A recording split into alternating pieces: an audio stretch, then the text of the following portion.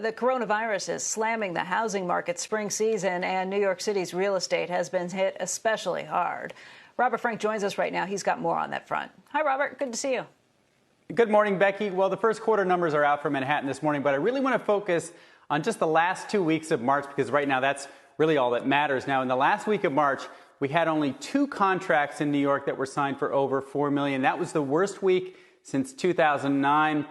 Now, one of those contracts was for an apartment that went for 40% below its original asking price of $11 million. Now, the biggest shock was inventory. This is the big headline this morning, guys. New listings in New York City were down 85% from the same period a year ago. The number of listings pulled from the market jumped by 68%. So basically what's happening here is that sellers have pulled everything off the market in New York City, knowing that the buyers are just staying away right now. The big drop, of course, that's going to be in April and May. Those are usually the 2 strongest months for real estate in New York. Experts say prices could fall between 20 and 25% when apartments finally start trading later this summer, since we saw price drops of similar amounts during 9/11 and the financial crisis. But remember, that comes after 2 years of declines in Manhattan, where we've already seen prices drop between 20 and 30% or more, depending on the segments. Now, the real weak spot here is new development just in the first quarter. So that included some strong months of January, February, and early March.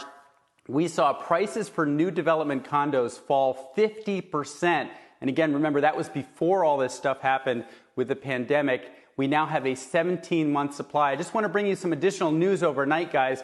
Real estate has been deemed, as of last night, essential to New York. So before last night, we didn't have showings, we didn't have inspections, we didn't have appraisals. As of this morning, realtors can now show apartments, not that they're going to, not that there are many buyers that want to do that right now, but just to show you how important real estate is to the economy of New York. The governor in New York State saying last night, real estate is essential and can continue doing business, guys.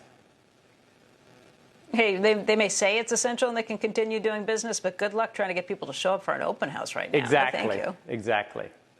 Yep. Yeah, and that's why a lot of this has gone virtual, but even the virtual stuff, people aren't going to see an apartment right now.